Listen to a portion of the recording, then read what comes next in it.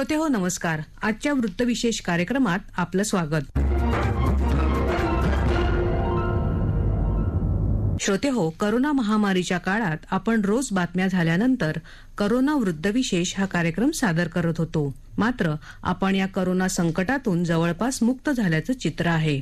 राज्य सरकारनं देखील सर्वच जिल्ह्यातले कोविड-19 प्रतिबंधात्मक निर्बंध शिथिल केले आहेत. या पार्श्वभूमीवर आपण करोना वृत्तविशेष ऐवजी वृत्तविशेष हा कार्यक्रम रोज सादर करणार आहोत. सामाजिक, राजकीय, क्रीडा, सांस्कृतिक आणि शैक्षणिक अशा विविध क्षेत्रातल्या दैनंदिन घडामोडींवर हा कार्यक्रम आधारित असेल. या कार्यक्रमाच्या माध्यमातून आपण देशात किंवा राज्यात घडणाऱ्या घटना, त्या संदर्भात तज्ज्ञांची मतं जाणून घेऊन याबाबतचं विवेचन श्रोत्यांसमोर मांडणार आहोत. चला तर मग आजपासून ऐकूया विशेष कार्यक्रम वृत्तविशेष. आकाशवाणी मुंबईचा वृत्त विभाग हा कार्यक्रम सादर करत आहे. आज आपण प्रधानमंत्री नरेंद्र मोदी यांच्या कालपासून सुरू झालेल्या 3 दिवसीय युरोप दौऱ्याचं वैशिष्ट्य आणि उद्देश, भारतीय व्यापार वृद्धीच्या दृष्टीनं त्याचं वाढतं महत्व आणि या दौऱ्याची भारतासाठी असलेली उपयुक्तता या अनुषंगानं आढावा घेणार आहोत. प्रधानमंत्री नरेंद्र मोदी कालपासून 3 दिवसांच्या युरोप दौऱ्यावर आहेत. रशिया आणि युक्रेन यांच्यातल्या संघर्षाच्या पार्श्वभूमीवर प्रधानमंत्री मोदी यांचा हा दौरा महत्वाचा मानला जात आहे. कारण युरोपमधल्या बहुतांश देशांनी युक्रेन विरुद्धच्या युद्धात रशियाला विरोध दर्शवला आहे. तर दुसरीकडे भारतानं त्याबाबत आतापर्यंत तटस्थ भूमिका स्वीकारल्याचं दिसून आलं आहे. प्रधानमंत्री नरेंद्र मोदी यांचा यंदाचा हा पहिलाच परदेश दौरा असून या दौऱ्यात ते जर्मनी, डेन्मार्क आणि फ्रान्स अशा 3 टप्प्यांमध्ये एकूण 8 पेक्षा जास्त जागतिक नेत्यांची भेट घेणार आहेत. काल जर्मनीत पोहोचल्यानंतर प्रधानमंत्री मोदी यांचं तिथल्या भारतीय समुदायाच्या सदस्यांकडून जल्लोषात स्वागत करण्यात आलं.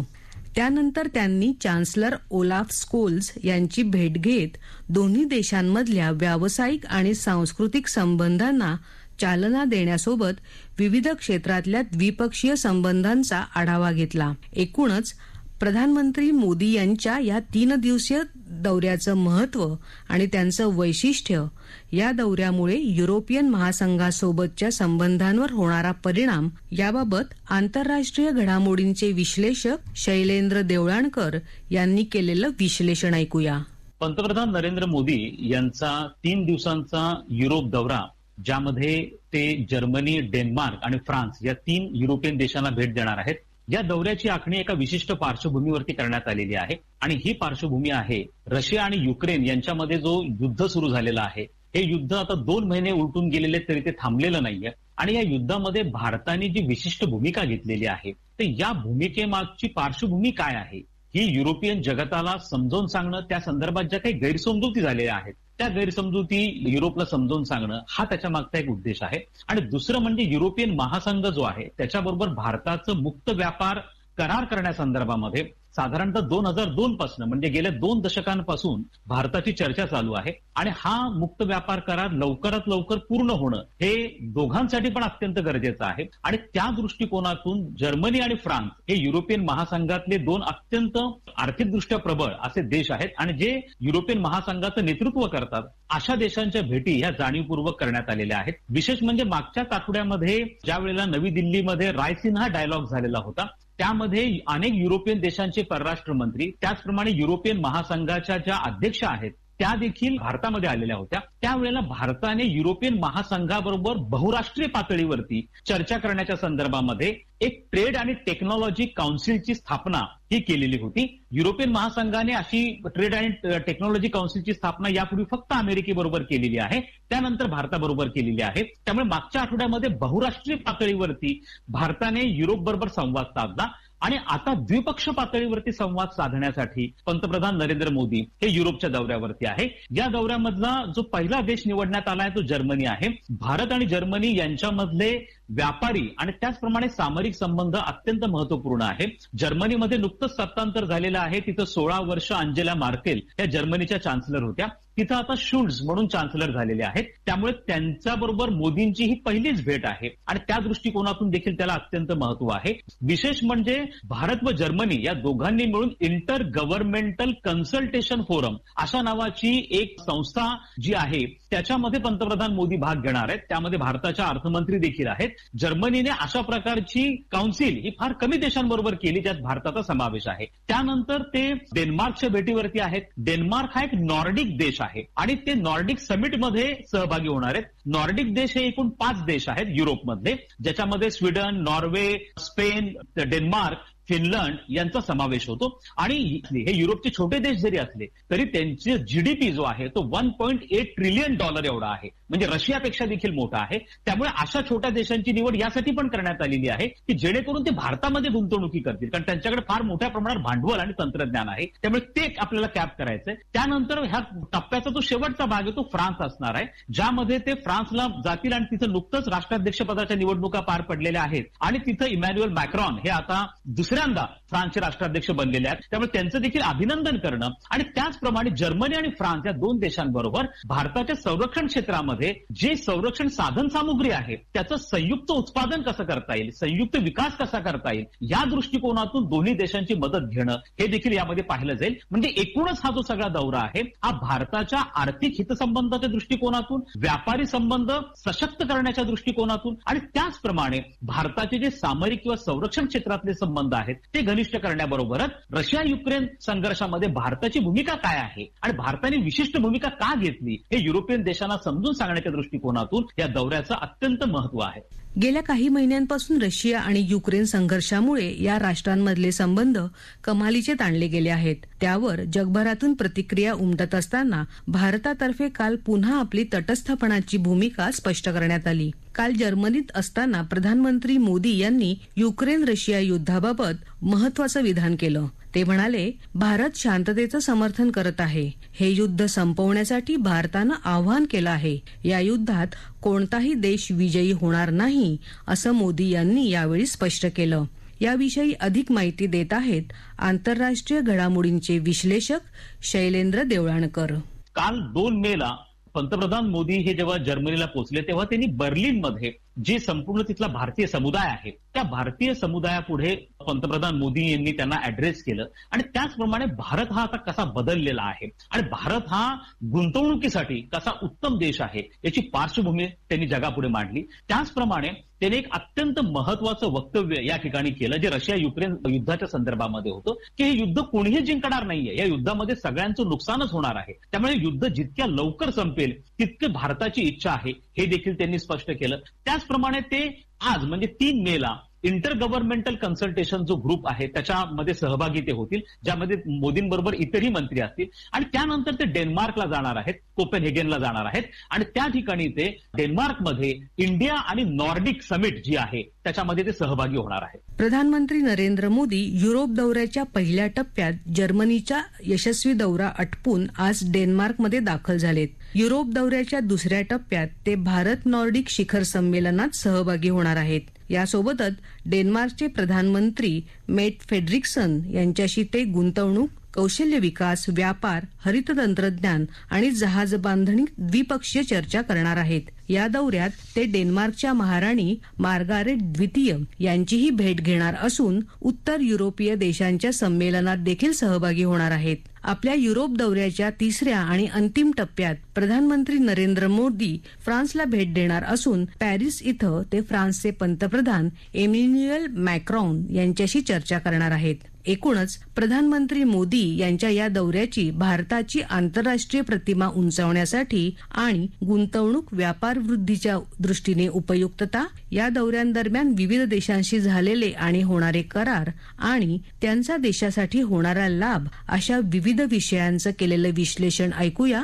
आंतरराष्ट्रीय घडामोडींच्या अभ्यासक डॉक्टर वैभवी पळसुले यांच्याकडून. सगळ्यात महत्वाचं म्हणजे ज्या पार्श्वभूमीवर ही भेट होते आहे ती पार्श्वभूमी. ही पार्श्वभूमी आपल्याला सगळ्यांना माहिती आहे, रशिया आणि युक्रेन युद्धाची ही पार्श्वभूमी आहे आणि युरोपचा जो काही या युद्धाविषयीचा दृष्टिकोन आहे त्यापेक्षा वेगळा दृष्टिकोन भारताचा आहे. तर युरोपचा दृष्टिकोन हा प्रामुख्याने रशियाच्या पूर्णपणे विरोधात असलेला आहे.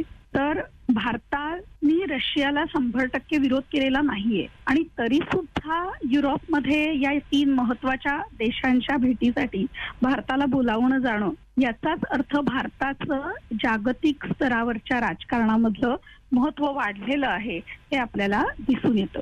जर्मनी हे युरोपचं सत्ता केंद्र आहे आणि जर्मनीमध्ये नवीन जे चान्सलर निवडून आलेले आहेत या चान्सलरशी म्हणजे ओल्फ शॉल्झ यांच्याशी ही भेट झालेली आहे. जर्मनीमध्ये मोठ्या प्रमाणावर भारतीय विद्यार्थी आहेत की जे शिकत आहेत. तर मग या भारतीय विद्यार्थ्यांचं पुढे जर्मनीच्या राजकारणावर होणारा परिणाम, भारत आणि जर्मनी यांचे द्विपक्षीय संबंध हे या भेटीगाठींमधला महत्वाचा मुद्दा आहे. त्यामुळे या भेटीगाठींमध्ये काय साध्य झालं तर यातला प्रमुख मुद्दा मला असं वाटतं की असं आहे की जर्मनी आणि भारत या दोघांचंही या युद्धाविषयी असलेलं एकमत म्हणजे या रशिया आणि युक्रेन या युद्धाचं सावट हे पूर्ण युरोपवर आहे आणि त्यामुळे ह्या युद्धाचा जर्मनीवर, भारतावर आणि अखिल जगतावर होणारा परिणाम हा अर्थातच ह्या भेटीगाठींमधला प्रमुख मुद्दा होताच. आणि त्यामध्ये भारताने काय भूमिका घ्यायला हवी किंवा भारताने हे युद्ध थांबवण्यासाठी काही विशेष प्रयत्न कशा पद्धतीने करायला हवेत याविषयी या भेटीगाठींमध्ये चर्चा झालेली आहे. भारताने कायमच शांततेला आपला पाठिंबा दिलेला आहे आणि शांततापूर्वक हे युद्ध सोडवलं जावं हे भारताने या भेटीगाठींमध्ये आग्रहाने मांडलं. त्याचबरोबर भारत आणि जर्मनी यांच्यामध्ये सामरिक संबंध वाढवण्याच्या दृष्टीने यांच्यामध्ये खूप मोठ्या प्रमाणावर करार झालेले आहेत. जर्मन चान्सलर निवडून आल्यानंतरची पहिलीच महत्वाची भेट आहे आणि ह्या व्यतिरिक्त ह्या भेटीमध्ये प्रामुख्याने इंडिया जर्मनी म्हणजे Indo German intergovernmental council ही जी संस्था आहे या संस्थेच्या व्यासपीठावर ही चर्चा झालेली आहे. आता या संस्थेचं महत्व काय आहे तर या संस्थेचं महत्व असं आहे की युरोपियन युनियनला वगळून युरोपियन युनियनच्या बाहेरची अशी ही संस्था आहे आणि भारताबरोबर ह्या संस्थेने करार करणं आणि 6वी भेट आहे भारत आणि जर्मनी यांच्यामधली या संस्थेच्या संदर्भातली. जे युरोप बाहेरच्या देशाला बोलावून घेणं आणि या संस्थेबरोबर चर्चा करणं हे महत्वाची गोष्ट आहे. भारताचं महत्व जागतिक राजकारणावर वाढलेलं आहे हे यातनं स्पष्ट होतं. पुढची जी भेट आहे भारताची ती आहे फ्रान्सच्या नेत्यांशी. फ्रान्समध्ये मागच्याच महिन्यात निवडणुका झाल्या ज्या निवडणुकांमध्ये मॅक्रोनी निवडून आलेले आहेत आणि ह्या भेटीचं आणखी एक महत्व म्हणजे भारत आणि फ्रान्स यांच्यामधल्या राजनैतिक संबंधांना यावर्षी 75 वर्ष पूर्ण होणार आहेत आणि त्या दृष्टीने भारताचा आणि फ्रान्सचा 75 वर्षांचा राजनैतिक संबंध आणि त्यामध्ये फ्रान्सच्या दृष्टीने भारताचं महत्व आणि भारताच्या दृष्टीने अर्थातच फ्रान्स हा युरोपमधला एक महत्वाचा देश आहे त्यामुळे असलेलं फ्रान्सचं महत्व हा या भेटीचा केंद्रबिंदू आहे. फ्रान्सकडनं आपण रफेलची खरेदी केलेलीच आहे आणि त्यामुळे फ्रान्सचे असलेले संरक्षण विषयक संबंध आपले मोठ्या प्रमाणावर दृढ होत आहेत. फ्रान्सच्या बरोबरच्या ह्या ज्या चर्चा आहेत त्यामध्ये मुख्य आणखी एक महत्वाचा मुद्दा आहे चर्चेचा तो म्हणजे चीनचा इंडो पॅसिफिक क्षेत्रामध्ये वाढत जाणारा उपद्रव आणि त्यामुळे भारत, फ्रान्स आणि इतर देशांनी या चीनच्या वाढत्या उपद्रवाला थांबवण्यासाठी एकत्रितपणे काय पावलं उचलायला हवीत ह्याच्याविषयी चर्चा उद्या भारत आणि फ्रान्स यांच्या भेटीत केली जाणार आहे. या सगळ्या भेटीगाठींचं काय महत्व आहे मुख्य म्हणजे तर इंडो जर्मन काउन्सिल असेल किंवा नॉर्डॅक देशांची असलेली जी भेट आहे हे सगळे युरोपियन संघाव्यतिरिक्तची वेगळी व्यासपीठ आहेत. त्यांचा फॉर्मॅट वेगळा आहे, त्यांचे वेगळे फॉरम आहेत आणि त्यामध्ये संरक्षणाला असलेले पारंपरिक धोके याचबरोबर अपारंपरिक धोके कोणते आहेत या विषयावर चर्चा होणार आहे. म्हणजेच भारत आणि युरोप संबंध हे सगळ्या स्तरावरती निर्माण झाले पाहिजेत हे ह्या भेटीगाठीतून स्पष्ट होतं. या दौऱ्याच्या माध्यमातून रशिया आणि युक्रेन युद्धाबाबत भारतानं घेतलेल्या भूमिकेची पार्श्वभूमी युरोपियन जगताला समजण्यासाठी मदत मिळू शकेल असं मत अभ्यासकांनी व्यक्त केलं आहे. श्रोते हो, याबरोबरच आजचा वृत्तविशेष हा कार्यक्रम संपला. हा कार्यक्रम आकाशवाणी मुंबईच्या प्रादेशिक वृत्त विभागानं सादर केला. सादरकर्त्या सरस्वती कुवळेकर, निर्मिती सहाय्य विवेक वानखडे, लेखन आणि समन्वय रवींद्र लोखंडे आणि निवेदन अमिता बडे.